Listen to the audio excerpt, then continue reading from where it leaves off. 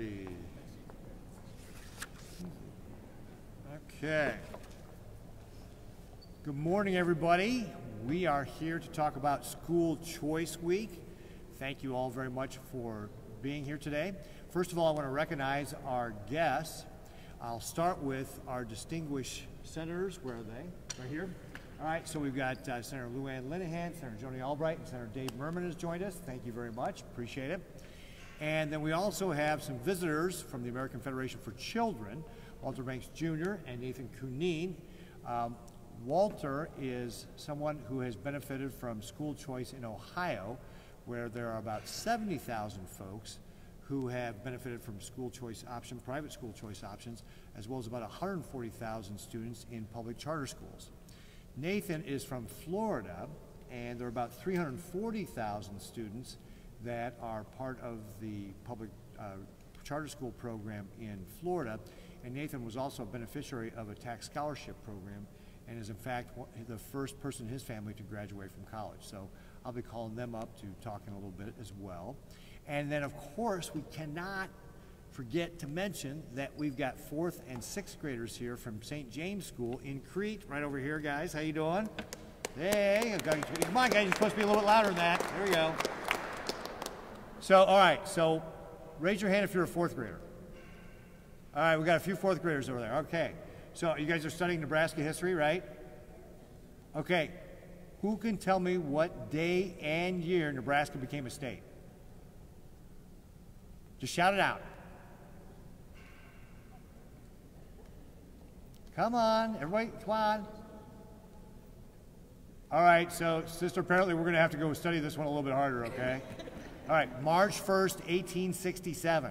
March 1st, 1867, which means that our state is a little over 150 years old. And if you want to study Nebraska history, you came to the right place because this capital has got a lot of our state history built right into it.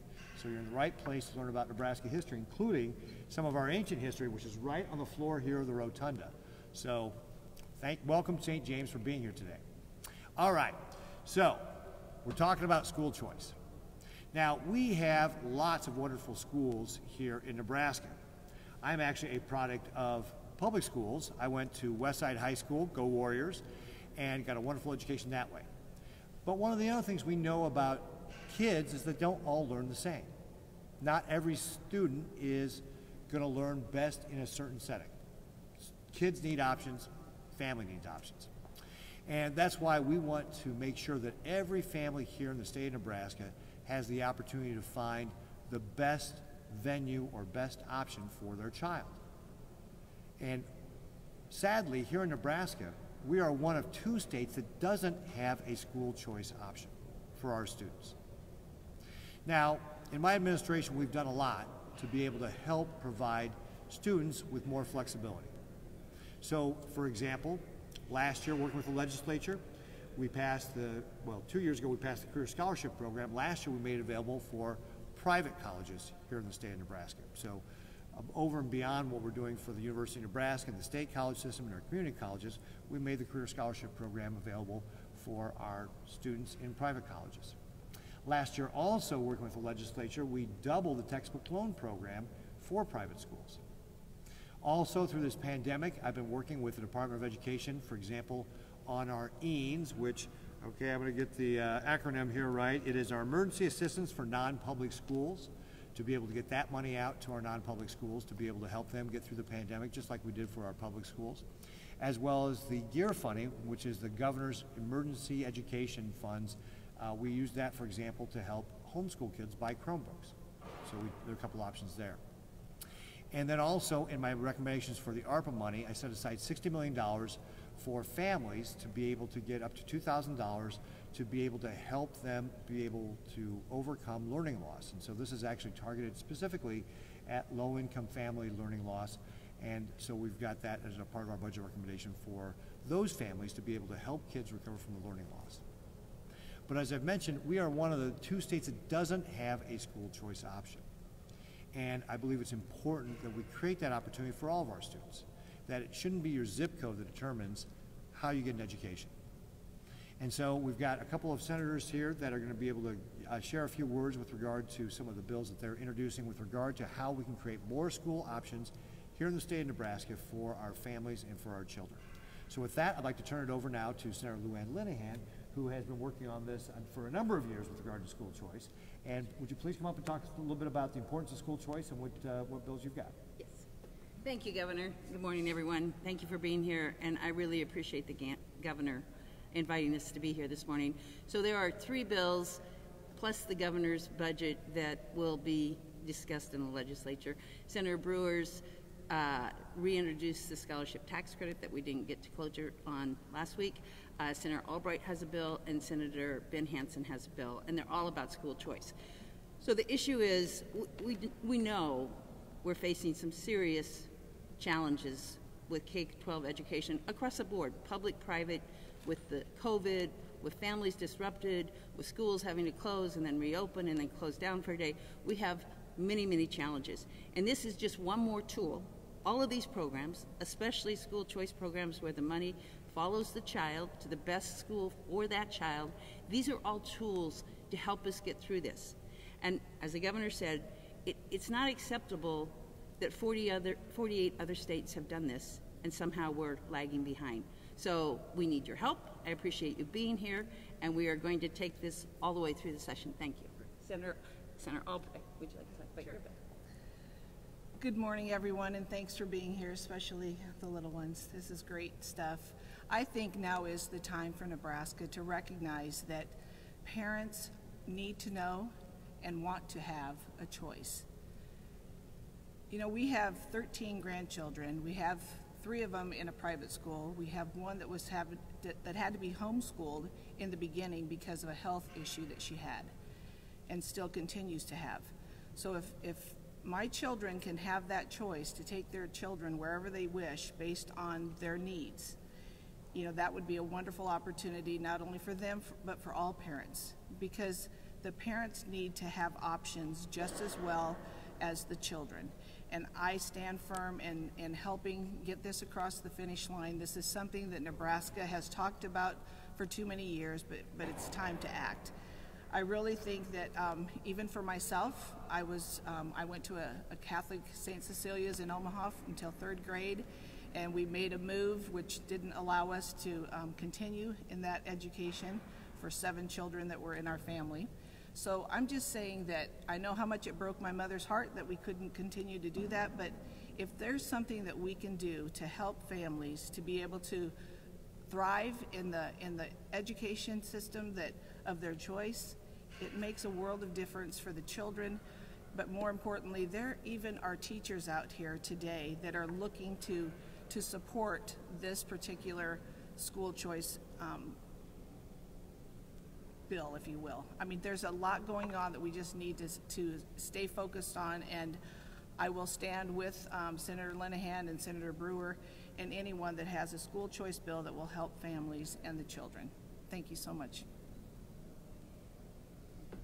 All right, thank you, and then thank you, Senator Merman, for being here. Did you want to add anything to that? I know you don't have a specific bill. Please go ahead. Thank you, and thank you everyone that's here. Really appreciate everyone's support. I do have a homeschooling bill that will allow homeschoolers to participate in extracurricular activities without an overburdening amount of credits that they have to take in school first to do that. And by the way, I and my immediate family have all been participated in public schools, but my grandchildren now are all being homeschooled. Have 5 of them. They're homeschooled by my daughter and son-in-law, and I think they're getting a great education that way. Unfortunately, it's not in Nebraska, but anything we can do to encourage school choice. I think school choice should be a matter of families and parents and students, and whatever we can do to encourage a better education, whether it be public, private, or homeschools, is a good thing. So thank you very much.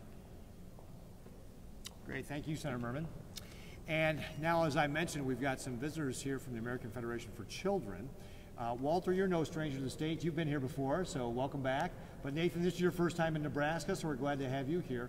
So I'd like to ask you both to come to the podium and say a few words. Well, first off, I'd just like to thank Governor Ricketts for having us here, and huge thank you to all of the senators and people here in Nebraska that are supporting educational freedom and school choice. And so it's also inspiring to see the next generation of governors and doctors and lawyers and tradesmen and women. So thank you all for being here as well. Growing up, I was in a very, very difficult learning environment. The schools were not able to serve my learning needs and my learning style. And so I really struggled. I was bullied a lot. I was seen as a constant problem in the classroom.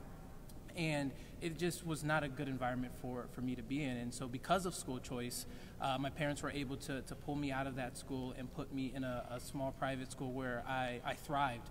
I loved learning, and my experiences within the education system grew massively. I traveled to Europe, got to experience a lot of cool things, and it was all because of my education. And school choice literally saved my life in a neighborhood full of crime, poverty, and low expectations. And so it's about time, definitely. As the governor says, I've been here quite a few times, and it's one of my favorite places to visit because the fight is strong here. And I believe in school choice, and I believe in the students here in Nebraska. Yesterday, my colleague and I, Nathan, went to the bridge that connects Iowa and Nebraska. And it's so crazy to think you could stand on one side of that line, and that side represents students, represents freedom, represents education, and parents and families choosing what options best fit them. And then you stand on the other side, just literally inches away. And that state, of course, being Nebraska, does not do that yet.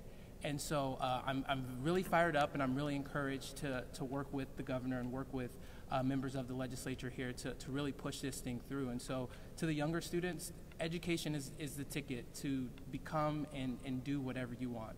What kind of nation and country are we to tell children that they can be anything, but not allow them to be in a school that they truly need to be in? So thank you all for listening in, and I'm going to bring up my colleague Nathan. Good morning, everyone. My name is Nathan Canine, and like Walter, I am a beneficiary of school choice from the state of Florida. My story started off a little bit differently. I actually began in a great school starting in first grade that really invested in me and taught me and developed me. And I begged my parents after 8th grade to let me go to our gigantic, massive public school because I wanted to be a football star. I learned two things very quickly. First of all, I'm not that good at football. And second of all, that was a terrible decision. I really struggled in every way and ultimately begged my parents to let me return once again to a private school with the assistance of our Florida tax credit scholarship. So one of the things that I say quite often is that school choice saved me twice, but for thousands of kids right here in Nebraska, they never get that opportunity once. And I think both of our stories is really indicative of the need for options in education, because the ability to choose the education that fit our individual needs saved Walter's life. And I went on to become the first in my family to graduate college. So I want to thank you all for welcoming us here today, and I want to thank Governor Ricketts and the senators behind me for being such strong supporters of students. And here on my first time in Nebraska, I hope very strongly that when I return, I will be returning to a state that has a school choice program. Thank you very much. All right. Well, thank you, Senators. Thank you, Walter and Nathan, for being here today. And then as part of our program, I'm going to proclaim School Choice Week here in Nebraska, January 23rd to the 29th.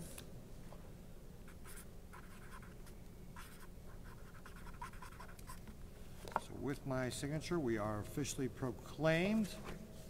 So, gentlemen, this is for you. Yep.